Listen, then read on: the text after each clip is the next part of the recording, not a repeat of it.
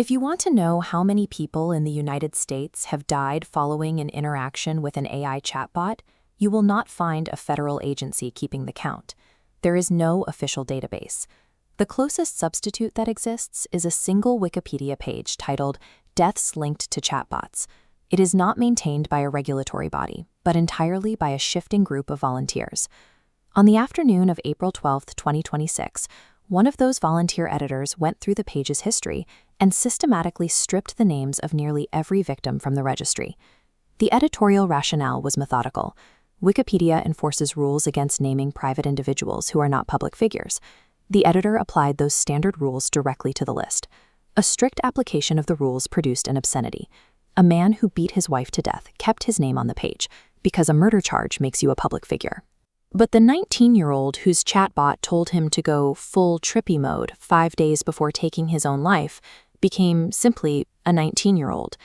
By applying generalized privacy standards to an entirely novel algorithmic threat, the record actively obscures the specific human details and failure modes required to actually regulate the technology. The data simply disappears. A crowdsourced record carries distinct operational flaws. For a week in April, the page hosted an entry for a death that other editors ultimately could not verify. A completely unsourced, potentially false event survived for days before volunteers finally caught and removed it. The families of the actual victims anticipated this kind of erasure. They put their sons' names on the public record intentionally, filing wrongful death lawsuits so the legal system would preserve what a crowdsourced encyclopedia might delete. On November 6, 2025, the Social Media Victims Law Center filed 7 coordinated suits against OpenAI in California State Court. That litigation serves as the only permanent registry of these victims. This map of the United States tracks the legislative response to that federal data void. Since the start of the 2026 session, lawmakers in 27 distinct states have rushed in to regulate the risk themselves.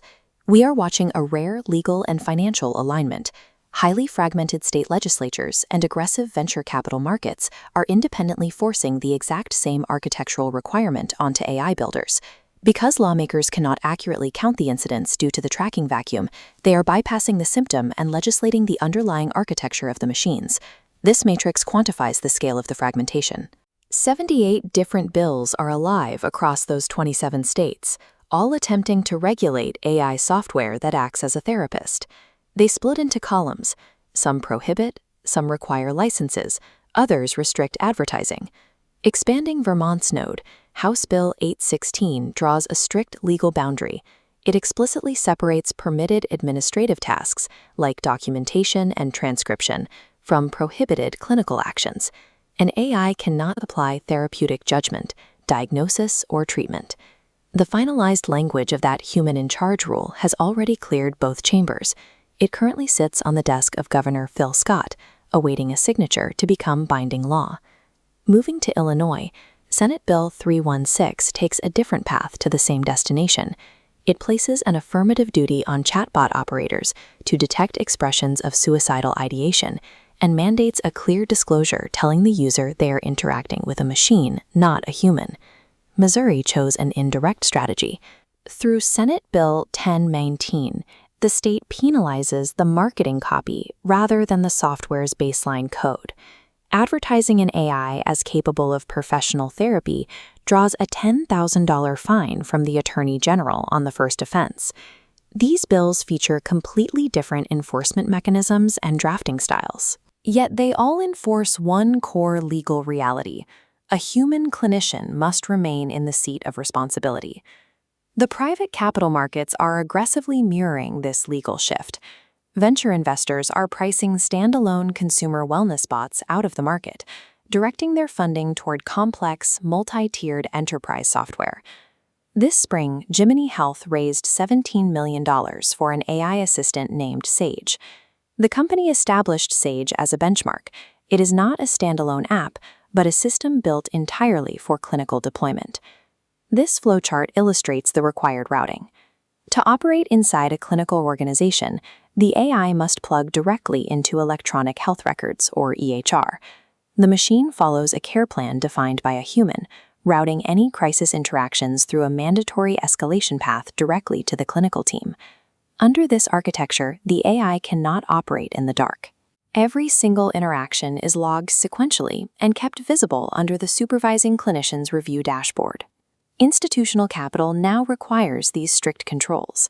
Elios Health closed a $60 million Series C this year entirely on the strength of randomized controlled trial evidence and a supervised structure. These venture rounds map directly to the federal regulatory baseline established in December 2025. Through their Access and Tempo programs, the FDA and CMS explicitly stated they will support tech-heavy care models strictly on the condition that clinicians remain in the loop. Having a human in the loop is no longer a feature marketing departments use to differentiate their products. It is the structural precondition for institutional capital and legal viability. This split-screen diagram contrasts the obsolete architecture with the new standard. On the left, the standalone model routes a user to an AI in a closed, isolated loop. On the right, the integrated model forces the AI to route through an electronic health record system, terminating at a human clinician. Vermont's ban on autonomous clinical judgment maps perfectly onto the EHR integration feature. Because the software operates strictly as a supervised tool, it satisfies House Bill 816. Illinois' crisis mandate maps directly onto the software's hard-coded escalation pathway. The system detects the risk and immediately alerts the human, satisfying Senate Bill 316. Missouri's marketing fines are neutralized by the overarching product positioning. By selling a supervised assistant rather than a digital doctor, enterprise platforms satisfy Senate Bill 1019. State statutes, federal pilot programs, and venture term sheets have aligned completely. The autonomous therapy bot has been successfully engineered out of the legal market. The specific harm these systems create requires this exact solution. Keyword filters fail to catch a slow behavioral decline over weeks and months. Only a clinician monitoring a pattern can interrupt the harm of trajectory. We return to the foundational data vacuum. Designing this legal and technical framework relies entirely on understanding the precise nature of that slow behavioral decline. It is impossible to track algorithmic drift or measure failure rates when the actual people caught in those trajectories are anonymized by crowdsourced rules. State lawmakers are drawing a protective legal boundary around the therapist's chair to stop further isolation. Yet at the exact same time, the only public registry we have is actively erasing the specific human details of those who were already isolated.